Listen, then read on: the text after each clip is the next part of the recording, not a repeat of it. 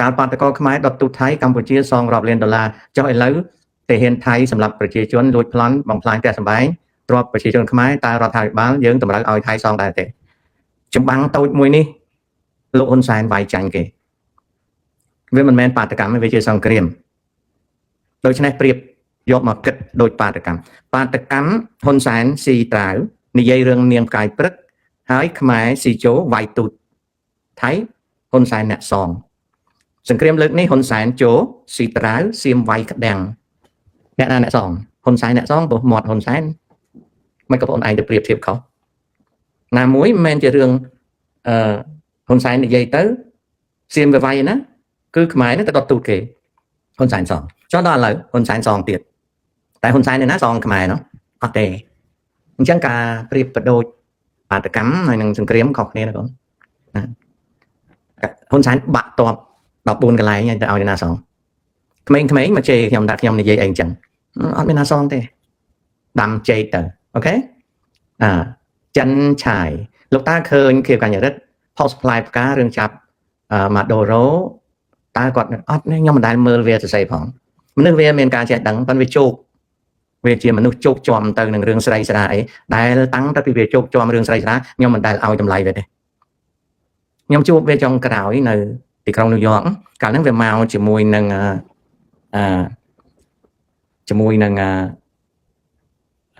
ម្នាក់នេះឡុងវិសាឡូវាមកវាផាប់ស៊ីគាត់សួរវាបន្តិចពេលវាចំស្រាវាថាផាប់ស៊ីអត់និយាយវានិយាយឆ្លើយចឹងវាមិនមែនមកលេងណាវាមកជាបេសកកម្មតែដល់ពេលវាផាប់ស៊ីនៅផ្ទះពួកម៉ាក់ខ្ញុំមិនទាន់ទាំងស្វឹងផងខ្ញុំសួរវាបន្តិចវាថាពេលផាប់ស៊ីអត់និយាយវាចាញ់ឆ្លើយចឹងបានអាមួយហ្នឹងខ្ញុំឈប់ឲ្យតម្លៃវាដល់វាត្រឡប់ទៅវិញវាជោគជាំរឿងស្រីស្រាពេកវាអស់តម្លៃពីដើមកាលវានៅកាន់កសែតកម្ពុជាហើយវាដើរតាមហ៊ុនសែនដំបងកាលហ្នឹងអត់ទាន់មានកិច្ចព្រមព្រៀងទីក្រុងប៉ារីសទេខ្ញុំឲ្យតម្លៃវាថាវាជាបញ្ញវន្តម្នាក់ដែលឲ្យតម្លៃបានក្រោយមកខ្ញុំស្ដោះទឹកមាត់ដើរចាញ់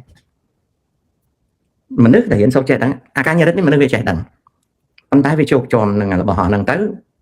វាបាត់បង់តម្លៃវាអត់ទៅខ្ញុំមិនដែលនិយាយមួយវាទេខ្ញុំអត់ដែលនិយាយមួយវាអត់ដែលទៅខមមិនអីអត់ដែលអានវាទៀតមនុស្សតែដល់ប៉ុណ្ណឹងចប់ហើយអានេះខ្ញុំនិយាយត្រង់អញ្ចឹង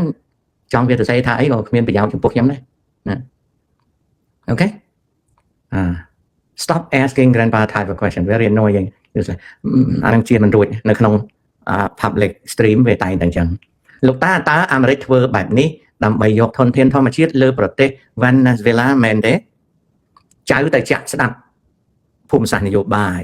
ដែលតាទៅតែនឹងនិយាយមួយភាគទៀតមុននេះបន្តិចតែចាក់ស្ដាប់ទៅរកចម្លើយឃើញហើយណាកូនណាហេតុដែលនិយាយពីរឿងភូមិសាស្ត្រនយោបាយហ្នឹងគឺនិយាយឲ្យយល់ដឹងតានិយាយប្រហែលជា5 6ដងហើយតិចដងអញ្ចឹងទៅចាក់ស្ដាប់ឲ្យទឹកទៅបានចេះដឹងច្រើនណាចៅ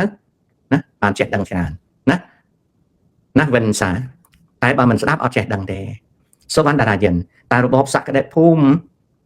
នៅប្រទេសថៃខុសពីខ្មែរដូចម្ដេចបានជាគេមិនសូវជួបបញ្ហាដូចយើងនៅថៃសក្តិភូមិនៅខ្មែរបច្ចុប្បន្នសក្តិភូមិកូនកាត់កុម្មុយនីសអូខេពីមុនឆ្នាំ1970ខ្មែរសក្តិភូមិខ្មែរអត់កាត់ទេប៉ុន្តែបែកឆ្វេងគេហៅសក្តិភូមិបែកឆ្វេងចំណែកឯសក្តិភូមិថៃតាំងពីស្ដេចយ៉តហ្វាជឡាលោកមកដល់មហាវជ្ជរាលង្កនសក្តិភូមិរបស់ថៃអត់បែកឆ្វេងទេហ្នឹងទី1ទី2សក្តិភូមិរបស់ថៃវាអត់បែកឆ្វេងផងណាវាអត់វាសក្តិភូមិហ្នឹងវាអត់បែកឆ្វេងផងណាវាអត់សក្តិភូមិថៃហ្នឹងវាអត់បែកឆ្វេងតែវាមានចំណុចមួយណាវាមានចំណុចមួយដែលខ្ញុំសរសេរឲ្យណាខ្ញុំសរសេរឲ្យណាគាត់ណាសក្តិភូមិថៃណាមិនបែកឆ្វេងណាសក្តិភូមិថៃមិនបែកឆ្វេងណាមិនកូនកាត់កុម្មុយនីសមិនកូនកាត់កុម្មុយនីសណាមិនកូនកាត់កុម្មុយនីសមិនបែកឆ្វេងហើយមិនកូនកាត់កុម្មុយនីសជាសក្តិភូមិយកចំណេះជាធំជាសក្តិភូមិយកចំណេះជាធំនេះគឺជាសក្តិភូមិថៃណាកូនណាសក្តិភូមិថៃមិនបែកឆ្វេងណាមិនបែកឆ្វេងមិនកូនកាត់កុម្មុយនីស ណាមិនកូនកាត់កុំនេះជាសក្តិភូមិយកចំណេះជាធំជាសក្តិភូមិយកចំណេះជាធំជាសក្តិភូមិយកចំណេះជាធំណាជាសក្តិភូមិយកចំណេះជាធំយកចំណេះជាធំចំណែកសក្តិភូមិខ្មែរណាដាក់សក្តិភូមិខ្មែរបែកឆ្វេងណាកូនកាត់កុំនេះណាកូនកាត់កុំនេះល្ងងជាធំសក្តិភូមិខ្មែរតាំងពីសម័យសែនុមកណាសក្តិភូមិខ្មែរបែកឆ្វេងកូនកាត់កុំនេះហើយយកល្ងងជាធំណាធំអញ្ចឹងសក្តិភូមិខ្មែរវាអញ្ចឹងដល់អាសក្តិភូមិថៃវាមិនបែកឆ្វេងវាអត់កូនកាត់ហើយវាយកចំណេះជាធំណាហើយចំណែកសក្តិភូមិខ្មែរវាបែកឆ្វេងកូនកាត់ហើយវាយកល្ងងជាធំអានោះវាអញ្ចឹងវាមានបញ្ហារឿងសក្តិភូមិនឹងវាអញ្ចឹងណាកូនណាសក្តិភូមិនឹងវាអញ្ចឹងហ្នឹងគឺជាចំណែកដែលខ្ញុំចង់បង្ហាញណាសក្តិភូមិសៀមថៃវាចាប់ផ្ដើម reform នៅក្នុងរាជកាលទី4នៅក្នុងរាជកាលទី4រាជការទី4នៅក្នុងស្ដេចទី4ចំណែកសក្តិភូមិខ្មែរវាបែកឆ្វេងនៅក្នុងរាជសីហនុបែកឆ្វេងដល់រាជទី2របស់សីហនុឆ្នាំ93វាកូនកាត់កុំនេះហើយសក្តិភូមិសីហមុនីវាកូនកាត់កុំនេះដោយសារតែវាកូនកាត់កុំនេះហ្នឹងវាយកល្ងងជាធំអានោះហើយតែវាខុសគ្នាណាខុសគ្នាអញ្ចឹងយើងយកល្ងងជាធំហើយយើងយកល្ងងជាធំយើងរស់នៅដូចជ្រូកអញ្ចឹងសប្ងៃសូម្បីតែស្ដេចទី10ហ្នឹងយ៉ាងម៉េចក៏ដោយក៏គេនៅមានរាជវង្សានុវង្សដែលរាជវង្សានុវង្សគេសិតតែអ្នកចេះដឹងចំណែកយើងអត់មានអាណាចេះដឹងទេអត់មានអញ្ចឹងវាខុសគ្នាតើហ្នឹងចង់ឲ្យលោកតានិយាយពីសៀវភៅប្រវត្តិសាស្ត្រខ្មែរដែលសរសេរដោយវ៉ាន់ឌីកាអុនអត់មានអីទេសៀវភៅដែលសរសេរដោយវ៉ាន់ឌីកាអុន3ភាគល្អអានឲ្យបានច្រើនចប់វ៉ាន់ឌីកាអុនគាត់បានប្រែពីបរទេសមកគាត់បកស្រង់ពីបរទេសមកអញ្ចឹងក៏អានឲ្យបានច្រើនពីព្រោះជាប្រវត្តិសាស្ត្រដែលវែងមាន3ភាគហ្នឹងមួយទៀតគឺរកសៀវភៅនេះអានសៀវភៅដែលខ្ញុំណែនាំឲ្យអានគឺឯកសារមហាបុរសខ្មែរទី1ណាឯកសារមហាបុរសខ្មែរសៀវភៅទី1អាម៉ាដុំហ្នឹងណាអាពុំវាតវៃថ្មីកុំយករបស់ដើមនៅបណ្ណាគារត្រៃរតពីដើមមានលក់តែមួយក្បាលទេក្រាស់ចឹងឯកសារមហាបុរសខ្មែរបន្ទាប់មកអានសៀវភៅប្រវត្តិសាស្ត្រដែលបោះពុំនៅសហភាពសូវៀតគេឥឡូវហ្នឹងគេបោះពុំថ្មីគេហៅថាប្រវត្តិសាស្ត្រសង្ខេបនៃប្រទេសកម្ពុជាអង្គការបោះពុម្ពផ្សាយ Progress Moscow ណាអូខេណាសៀវភៅនេះគេហៅសង្ខេបប៉ុន្តែមាន7,600ទំព័រសៀវភៅនេះណាសេចក្តីអធិប្បាយក្នុងសៀវភៅនេះជាបែបកុម្មុយនីសប៉ុន្តែត្រូវអានឲ្យបាន10ចប់ឯកសារមហាបុរសខ្មែរ10ចប់អានេះ10ចប់ហើយនឹងសៀវភៅរបស់វ៉ាន់ឌីកាអុនអានឲ្យបាន10ចប់ហើយអានសៀវភៅមួយទៀតដែលគេប្រែជាភាសាខ្មែរប្រវត្តិសាស្ត្រនៃប្រទេសកម្ពុជារបស់លោកលើកក្លែអានឲ្យបាន10ចប់អញ្ចឹងទី1ឯកសារមហាបុរសទី2Histoire du Cambodge ប្រវត្តិសាស្ត្រនៃកម្ពុជារបស់លើកក្លែទី3ប្រវត្តិសាស្ត្រស័កពងសាវតាក្រុងកម្ពុជារបស់នេះរបស់វាំងជួនទី4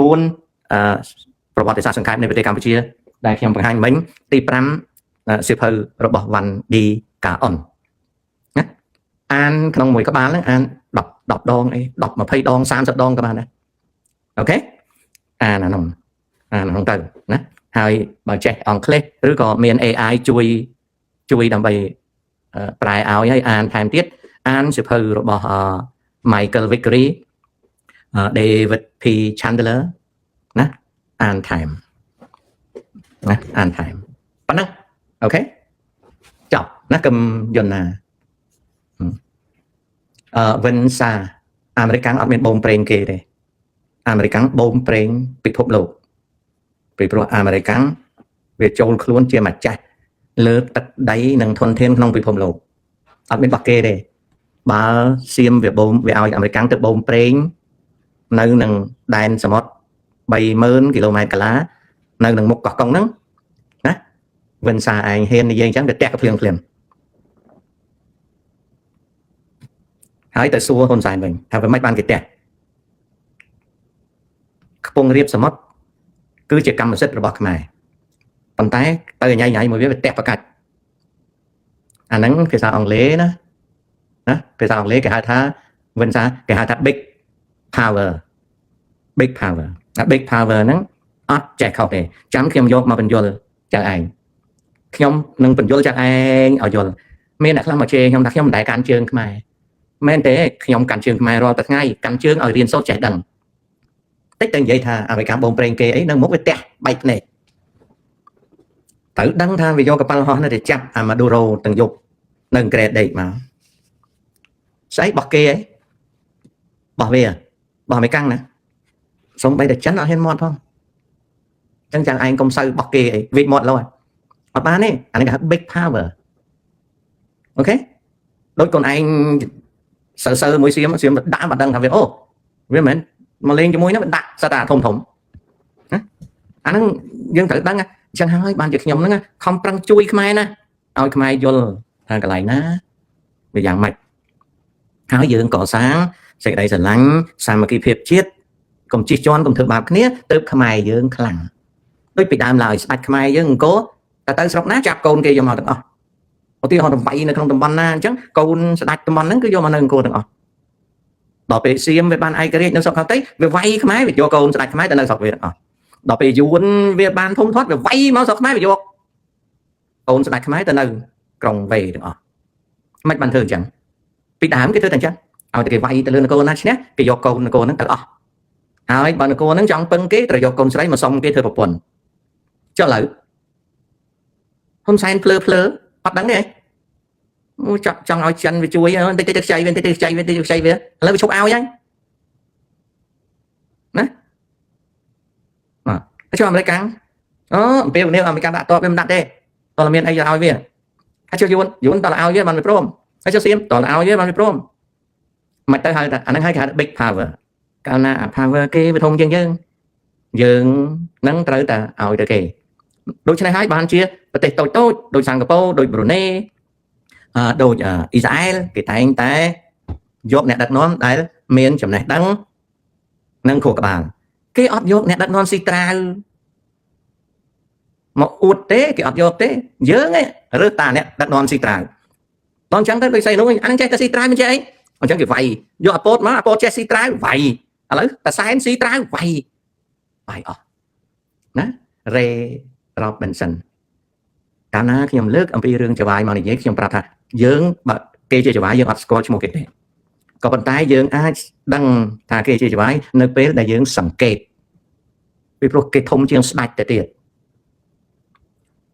ស្ដេចឆាលឬក៏ប្រធានាធិបតី Donald Trump ហ្នឹងវណ្ណៈទី13ទេគេជាវណ្ណៈទី15នៃពិភពលោកឃើញទេគេជា boss វណ្ណៈទី14ជា service វណ្ណៈទី13ជា service ណាអញ្ចឹងកុំសួរ who is ត្រូវសួរចេះវិញថា how do I observe and recognize boss ណាតែត្រូវមើលយ៉ាងម៉េចឲ្យដឹងថានឹងជា boss ចវាយណាពីព្រោះចវាយគឺជាអង្គការមិនមែនមនុស្សម្នាក់ទេជាអង្គការណាអានឹងអញ្ចឹងអូខេគុណនេះសួស្ដីចវាយគ្រប់គ្រងទាំងប្រធានាធិបតីអាមេរិកទៀតបាទប្រធានាធិបតីអាមេរិកឋានៈវណ្ណៈទី13ទេស្ដេចឆាលនៅអង់គ្លេសទី13ណាអញ្ចឹងសិតតែវណ្ណៈទី13ទេព្រឹទ្ធសភារដ្ឋសភាប្រទេសធំវណ្ណៈទី10Elon Musk ទី9នេះធំណាពូដឹងថាថៃឲ្យជំរាបប្រជាជននៅតាមប្រទេសដឹងលោកតាធ្វើដូចម្ដេចទៅអាចកំចាត់ gamer នៅកម្ពុជាបានជាកិច្ចការរបស់រាជការបងស្រីចៅឯងចាញ់បោកគេពីព្រោះហ៊ុនសែនគាត់ឲ្យចោលមកបើកសម្បុករកស៊ីនៅស្រុកហើយយើងអត់អាចប្រាប់ហ៊ុនសែនបានហ៊ុនសែនគាត់រកស៊ីជាមួយពួកនោះណាអានឹងអញ្ចឹងrecheck